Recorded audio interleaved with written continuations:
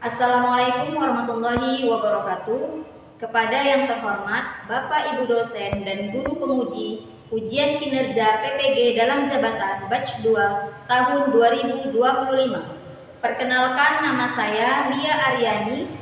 Saya seorang guru pendidikan agama Islam di SMP Negeri 4 Percut Setuan, Kabupaten Deli Serdang, Provinsi Sumatera Utara, sekaligus mahasiswi PPG dalam jabatan batch 2 tahun 2025 dengan nomor induk mahasiswa 031425710084 di LPTK Universitas Islam Negeri Sumatera Utara, Medan.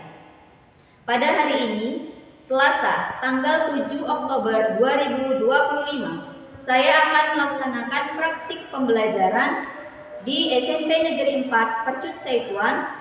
Praktek pembelajaran kali ini untuk ujian kinerja PPG dalam jabatan batch 2 tahun 2025 pada kelas 8 dengan judul Amanah dan Jujur. Sekian perkenalan dari saya. Wassalamualaikum warahmatullahi wabarakatuh. Assalamualaikum warahmatullahi wabarakatuh. Waalaikumsalam warahmatullahi wabarakatuh. Bagaimana kabar kalian? Baik, Bu. Nah, anak Ibu, sebelum kita memulai pertemuan pada hari ini, baiknya kita berdoa dulu. Ya, silakan doa dipimpin oleh Pak Ketua kelas. Sebelum belajar, marilah kita berdoa. Berdoa dimulai.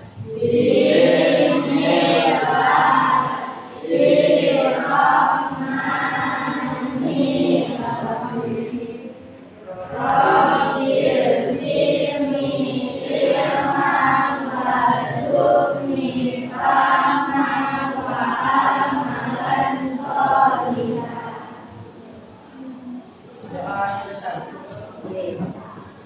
Ada yang tidak hadir? Tidak ada, Bu. Hadir semua? Alhamdulillah.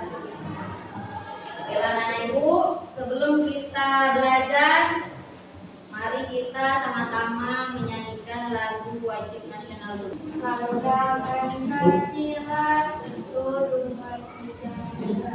Garuda Pancasila,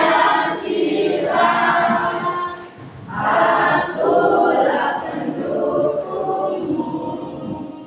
Patriot proklamasi. Pada pertemuan yang lalu ingat gak kita belajar tentang apa? Amanah dan jujur. Kita membahas tentang apa aja dulu? Pengertian amanah dan jujur. kemudian apa lagi? Tentang apa? Cara berperilaku amanah dan jujur. Kemudian kita menyebutkan contoh-contoh amanah dan jujur. Sekarang Ibu mau tanya dulu. Apa yang dimaksud dengan amanah? Apa, Pak In? Dapat dipercaya. Iya, amanah artinya dapat dipercaya. Kalau jujur, tidak bohong. Apa lagi? Tidak curang. Antara perkataan dan perbuatan itu sama. Dia tidak melenceng antara perkataan dan perbuatan. Kalau kita berbohong, gak jujur, apakah akan dipercaya orang lain? Ya. Kalau kita tidak jujur, apa akibatnya? Kehilangan kepercayaan. Iya, orang gak akan percaya sama kita. Ya. Makanya hari ini kita akan membahas tentang kalau kita jujur apa sih manfaatnya? Kemudian apa sih akibatnya kalau kita tidak jujur? Ya. Tujuan pembelajaran kita pada hari ini yaitu yang pertama menjelaskan manfaat sikap amanah dan jujur secara lisan maupun tulisan dengan benar. Kemudian kita akan mengidentifikasi akibat dari perilaku tidak amanah dan tidak jujur melalui diskusi kelompok dengan tepat. Yang ketiga, kita akan menyajikan solusi dari sebuah studi kasus terkait sikap amanah dan jujur melalui main mic. dengan kerjasama kelompok. Kegiatan kita pada hari ini nanti Ibu akan menyajikan sebuah video, ya. Kalian lihat, kalian amati apa yang ada di video tersebut. Oke? Nah, nanti Ibu akan memberikan LKPD untuk kamu diskusikan bersama kelompokmu, yang mana nantinya hasil dari diskusi kelompok itu akan kita sajikan di depan. Jadi kamu akan presentasi dan kamu akan menyajikannya dalam bentuk mind map atau peta konsep. Oke, silakan kamu lihat dulu video ini. Assalamualaikum anak-anak semuanya. Hari ini kita akan memperdalam tentang amanah dan jujur dengan submateri manfaat sikap amanah dan jujur. Kita awali pembelajaran ini dengan mengidentifikasi permasalahan yang akan kita identifikasi mengenai uang kas yang hilang. Di kelas 8, Dika ditunjuk oleh teman-temannya sebagai bendahara kelas karena ia dikenal teliti dan rajin menghitung. Dia menerima amanah untuk mengubah uang kas kelas yang terkumpul dari iuran para siswa, jumlahnya mencapai 200.000 rupiah. Lihat tadi videonya. Itu video tentang siapa? Tentang siapa? Kenapa Dika di dalam video tersebut mengambil uang kas? Dia dipercaya untuk memegang uang kas, tapi ternyata dipakai untuk jajan. Sehingga ketika diminta pertanggungjawaban, Dika bingung karena uang kasnya udah tidak penuh. Udah dipakainya berapa? Dipakainya tadi 50.000 untuk jajan. Bagaimana kalau kamu jadi Dika? Apakah kamu jujur? Ataukah kamu membuat alasan yang lain? Kalau kamu jujur, ada yang tahu? Tidak. Kalau tidak jujur, ada yang tahu nggak? Gak ada juga. Karena dia memakai uang kas itu untuk dirinya sendiri. Jadi dia dilema. Kalau dia jujur, orang akan tahu kan? Takut dia dimarah. Kalau dia tidak jujur, nggak akan ada yang tahu. Cuma siapa yang tahu? Allah. Oke. Sekarang Ibu akan membagikan LKPD.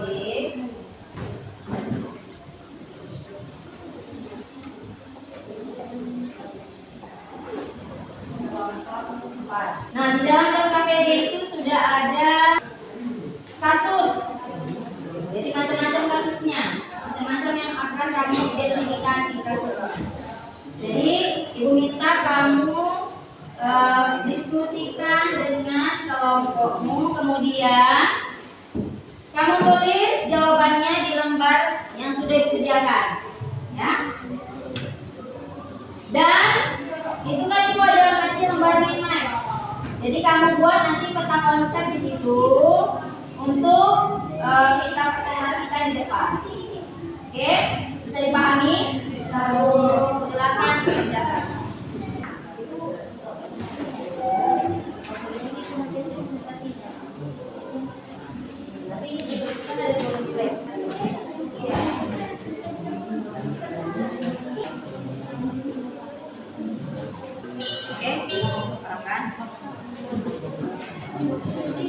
Tapi harus sama ya antara LKPD sama minmapnya.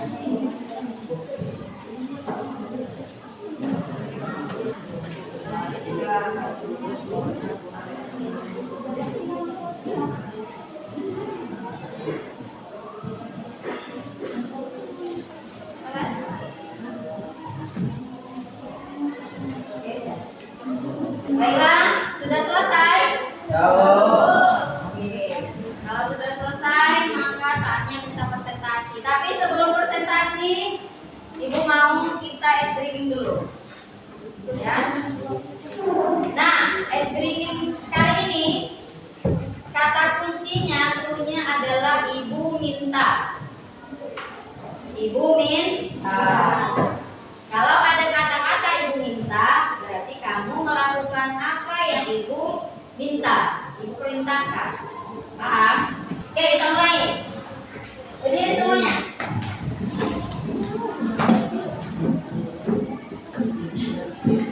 Udah nggak fokus ini. Kata kuncinya apa? Ibu minta. Tadi ada yang bilang ibu minta nggak? Ada nggak yang bilang ibu minta? Oke, ibu minta berdiri. Nggak fokus, fokus ya. Ibu minta angkat tangan kanan. Tinggi lagi. Gak fokus, gak fokus. Itu ada yang minta. Ibu minta angkat tangan kiri. Tinggikan kedua. Tepuk tangan semuanya.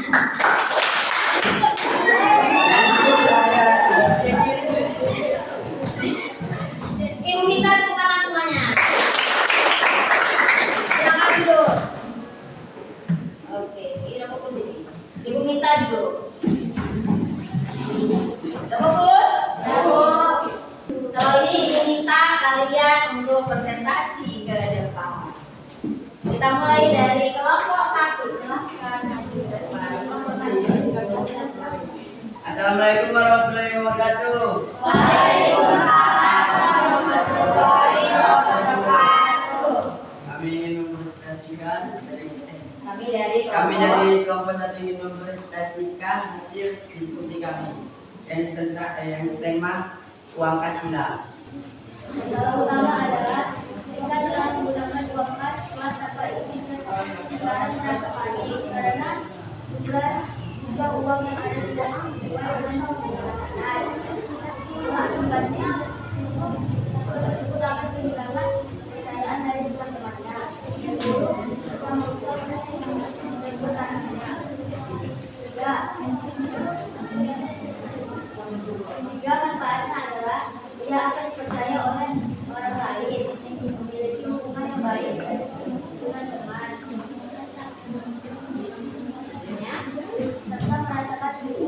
serta merasakan tenang karena tidak memiliki beban kesalahan. Solusinya adalah jika harus mengakui kesalahannya pada wali kelas dan teman-temannya, dia juga harus bertanggung jawab untuk mengganti uang yang telah digunakan. Contoh lain sikap amanah dan jujur di sekolah dan di rumah. Di sekolah mengembalikan barang yang ditemukan kepada pemiliknya. Di rumah mengakui kesalahan jika telah melakukan sesuatu yang salah. Kemudian ada pertanyaan kami. Ada pertanyaan untuk kelompok 1? Menurut kalian, mana yang lebih sulit? Jujur kepada orang lain atau jujur kepada diri sendiri? Jujur kepada diri sendiri lebih sulit karena kadang kita suka mencari alasan supaya tidak merasa bersalah atau terlihat benar. Ya. Katanya jujur kepada diri sendiri itu ternyata lebih sulit. Kenapa? Gak ada yang tahu, cuma kita yang tahu. Kemudian itu aja dari presentasi kami. Assalamualaikum warahmatullahi wabarakatuh. Waalaikumsalam warahmatullahi wabarakatuh. Kita kasih aplaus untuk kelompok 1. Satu masalah dalam kasus tersebut adalah klasifikasi yang dialami Andrea secara penelitian malas itu membuang sampah sembarangan atau menjalankan amanah. 2. Akibat yang mengikuti terjadi jika seseorang siswa tidak amanah dan amanah. Iya, bagaimana jika orang lain tidak peduli tentang kebersihan? Kita yang melihat itu apa yang kita lakukan. Jadi apa tadi jawabannya? Tetap berbuat baik dan memberi contoh. Iya, tetaplah berbuat baik dan memberi contoh. Kami dari kelompok 3 ingin mempresentasikan hasil diskusi kelompok kami dengan tema janji kepada diri sendiri.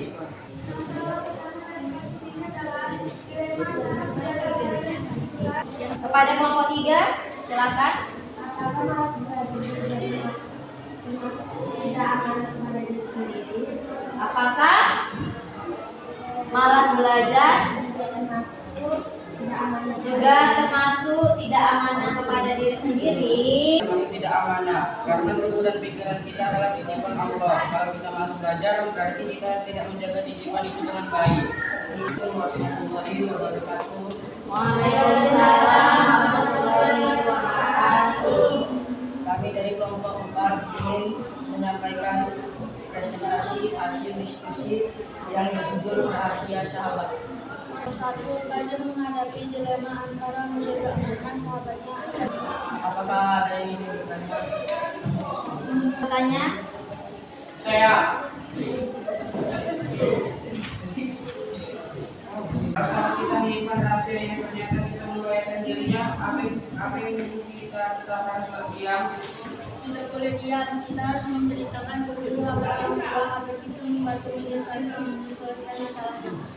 Terima kasih yang untuk keempat. Oke, kita sudah selesai presentasi. Ya, ada berapa kasus tadi? Ada 4 kasus. 4 masalah ini adalah masalah yang kecil kan? Kecil masalah ini kan? Tapi masalah kecil ini kalau kita tidak terbiasa jujur dan tidak terbiasa amanah, maka nanti kalau ada kejadian-kejadian besar, kita tidak akan jujur dan amanah. Justru kamu harus membiasakan diri untuk jujur dan amanah dari hal-hal yang kecil.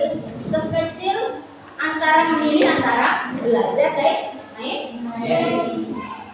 Itu janjimu kepada diri sendiri. Jadi manfaat amanah itu ada yang bersifatnya horizontal, ada yang bersifat vertikal. Kalau vertikal berarti hubungan kita dengan Allah. Kalau dia horizontal berarti kepada sesama manusia, kepada sesama makhluk hidup. Ya. Kalau hubungan kita dengan Allah, amanah dan jujur kita itu dapat meningkatkan keimanan. Ya, karena apa? Kita tahu Allah itu Maha melihat, Allah itu Maha mengetahui apa yang ada dalam pikiranmu, dalam hatimu, apa yang kau lakukan. Sehingga apa? Kamu akan selalu amanah dan jujur. Kalau kamu selalu amanah dan jujur, maka akan terhindar dari sifat munafik. Tahu munafik kan? Apa itu munafik? Lain di hati, lain di mulut, lain di hati. Kemudian kalau dia tadi bersifat horizontal, kita akan mendapatkan kepercayaan banyak orang. Kemudian kita akan memperoleh kebaikan dunia dan akhirat sesuai dengan hadis. Kita harus berlaku jujur karena kejujuran itu akan membimbing kepada kebaikan dan kebaikan itu akan membimbing ke surga. Kalau kita jujur kita akan ke coba tadi siapa tadi kasus Dika, ya kan?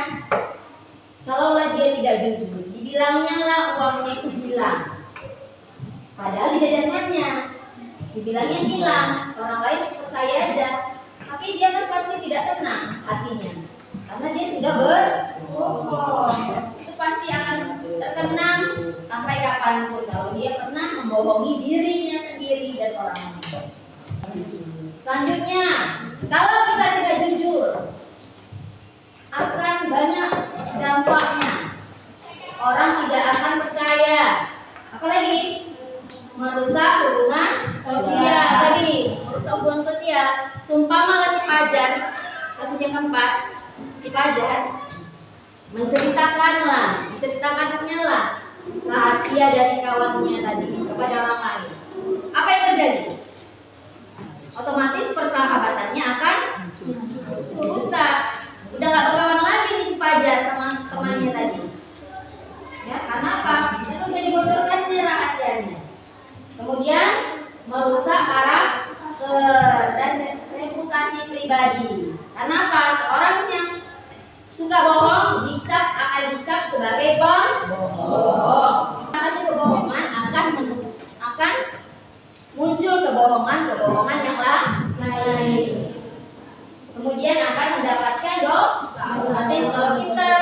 tidak jujur, tidak amanah akan berdosa. Sampai di sini ada yang mau ditanyakan? Sudah pas? Sudah paham? Oke, sekarang ibu mau kamu tulis satu komitmen. Ini untuk refleksi kamu. Satu komitmen untuk kamu selalu jujur dan amanah. Coba kamu tuliskan di buku Bu sekarang. Untuk refleksi kamu. Sudah, Bu. Sudah? Ada yang bisa menyebutkan apa satu komitmen dia? Pak In. Oke, apa Pak In? Komitmen kamu untuk seterusnya. Harus selalu berlaku jujur, karena kejujuran itu akan membimbing kepada kebaikan. Oke, dia akan selalu berlaku jujur karena kejujuran itu membimbing kepada kebaikan. Itu tadi refleksi ya. Kalau si Pak I katanya tadi apa nak? Harus selalu berlaku jujur karena kejujuran itu akan membawa kepada kebaikan.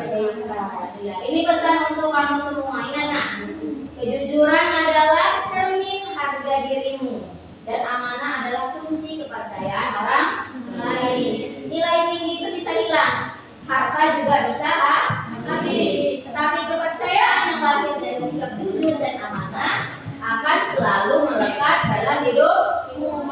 Jika ingin dihargai, disayangi, dan dikenal dengan baik, jagalah amanah dan jangan pernah tinggalkan kejujuran. Oke, sekian pembelajaran kita pada hari ini. Baik, seperti doanya. Sebelum pulang, marilah kita berdoa. Doa dimulai. Bismillah.